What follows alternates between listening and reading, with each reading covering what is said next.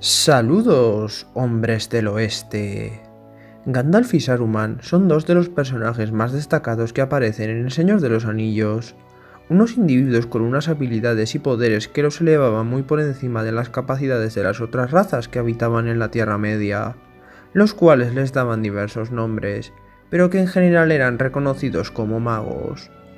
Hoy veremos quiénes eran estos magos y cuántos de ellos había en la Tierra Media. Los Istari o magos llegaron a la Tierra Media alrededor del año 1000 de la Tercera Edad.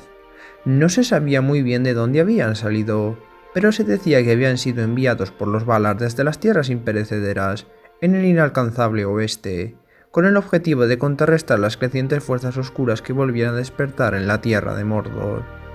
Por lo tanto, la principal misión de estos magos era la de tratar de unir y dar fuerzas a los pueblos libres en su defensa contra el poder oscuro, pero teniendo prohibido combatir ellos directamente poder contra poder, ni de usarlo para coaccionar por la fuerza a hombres, elfos o enanos. Se sabe también que arribaron a la Tierra Media desembarcando en los puertos grises, aunque se desconoce en qué orden lo hicieron y si lo hicieron todos juntos.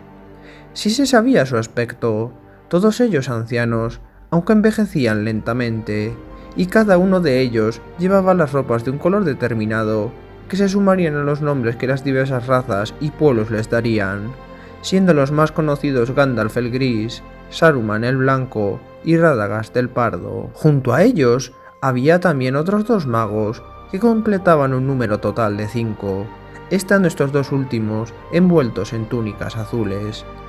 No se sabe si el hecho de que estos dos últimos fueran llamados del mismo color se debe a que quizá ni Gandalf, Saruman o Radagast llegasen a verlos, o si pudiera ser por la posibilidad de que compartieran alguna especie de parentesco, o quizá simplemente por el hecho de que ambos decidieran marchar juntos.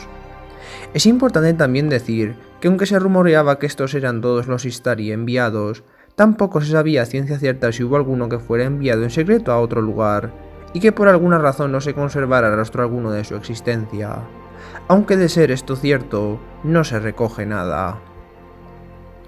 Todos ellos eran, por supuesto, miembros menores de sus órdenes, o mayars, enviados bajo esas formas, y todos ellos contaban con grandes y diversos poderes de todo tipo,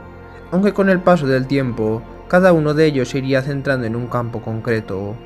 Los 5 habían sido enviados a la Tierra Media con una idéntica misión: ayudar a los pueblos libres a acabar con el poderío de Sauron. Mas muy pronto, todos ellos fueron tomando caminos muy diferentes para, en principio, tratar de cumplir con esta misión.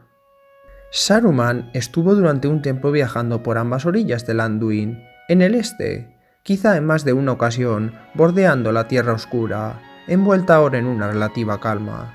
No se sabe si fue aquí donde la mente del mago empezó a inflamarse con la búsqueda primero de poder y luego del propio anillo, olvidando el objetivo de su misión y deseando poner orden en las cosas a su propia voluntad. Mas lo que sí queda claro es que durante estos viajes consiguió aumentar tanto sus poderes como su sabiduría, por lo que es elegido como líder del concilio. Asimismo, sería conocido y respetado entre los hombres en esos días, tanto así que una vez decide instalarse en Isengard, el entonces senescal de Gondor y el rey de Rohan lo recibieron como una gran noticia, confiándole al mago la custodia y los secretos de aquella antiquísima torre levantada por los Númenóreanos. Durante un tiempo, la presencia de Saruman benefició a los Rohirrim, pero pronto empezó a desdeñarlos y a buscar siervos más que aliados mientras continuaba con sus investigaciones, que le llevarían a los acontecimientos que ya todos conocemos transcurren durante El Hobbit y El Señor de los Anillos, así como a su horrible final, justo en las puertas de Bolsón Cerrado, en la comarca. Gandalf fue sin duda el que más de los 5 magos viajó de acá para allá por toda la Tierra Media, entablando buenas relaciones con todos los pueblos y criaturas libres, y nunca llegó a tener una morada permanente. Sin embargo, pronto quedó patente el aprecio que el mago tenía por la comarca y los hobbits, a los que ayudaría y protegería en diversas ocasiones, sin que, por supuesto, estos últimos tuvieran la más remota idea. Mas había también otros intereses del mago en esa parte del viejo mundo, zonas más antiguas incluso que todas las razas que ahora poblaban la tierra, como el Bosque Viejo, donde aún pervivían antiquísimos espíritus de diversas naturalezas y poderes incluso mayores que el del propio Sauron.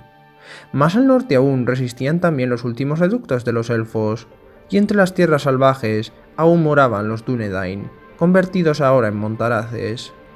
Sería que con el transcurrir del tiempo, Gandalf se encontraría con uno de los representantes del linaje de Elendil, Aragorn,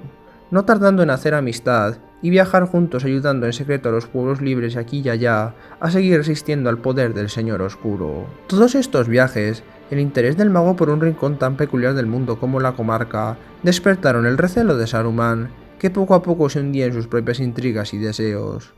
Fueron ellos dos los que más desencuentros empezaron a tener en los concilios, y mientras tanto, el poder del enemigo crecía sin mesura. Sería esta situación, sumada a cierto recelo del concilio, lo que empujaría a Gandalf a ir cada vez más por su propia cuenta y riesgo, que sospechaba cada vez más del mal que se alzaba en el este, en el Bosque Negro, encontrando un día en Bree a un serio candidato para acabar con el temible dragón Smaug y recuperar el reino de la montaña solitaria, así como el flanco este de la Tierra Media, donde también decidiría que tomase parte un viejo conocido, que sabía podría aportar a su misión mucho más de lo que nadie esperaría. Tras aquella aventura, el mago consiguió una sufrida pero merecida victoria, además de un buen amigo, y sería esta amistad la que lo llevaría en lo que parecería ser una fiesta de cumpleaños cualquiera en la comarca, a terminar de levantar el velo que había entretejido las sombras, y descubrir el anillo único. Lo que pasaría después es de sobra conocido, y tras el final de Sauron, y con su misión cumplida, Gandalf el Blanco, portador del Anillo de Fuego, se embarcaría junto a los demás portadores de los anillos rumbo al lugar del que había provenido para no regresar. En cuanto a los magos azules, no se sabe mucho de ellos, y por lo que parece, de alguna forma ni Gandalf, Saruman o Radagast sabían tampoco nada a ciencia cierta de sus compañeros más allá de su existencia y su llegada a la Tierra Media. En los cuentos inconclusos aparecen nombrados como Aratal y Parando, y se nos dice además que solo Alatar iba a ser enviado, pero que ante su insistencia por la fuerte amistad que lo unía con Palando, también él fue enviado, quizá decidiendo tomar su mismo color como muestra de gratitud. Durante un tiempo compartieron el mismo camino que Saruman, pero muy poco después, y antes quizá de que Saruman empezara a corromperse, decidieron cruzar el mar de Rhûn y marchar a las regiones orientales del mundo, a las cunas de las civilizaciones élficas y humanas. A partir de este momento, no se sabe nada de ellos ni de su destino tras el final de Sauron, aunque se presupone que tal como se nos cuenta, y al ser Gandalf el único de los 5 que jamás se apartó de su misión hasta que ésta estuvo cumplida, lo más probable es que fracasaran y perecieran bajo el poder de Sauron, pues en esos lugares sus habitantes lo adoraban como a un dios.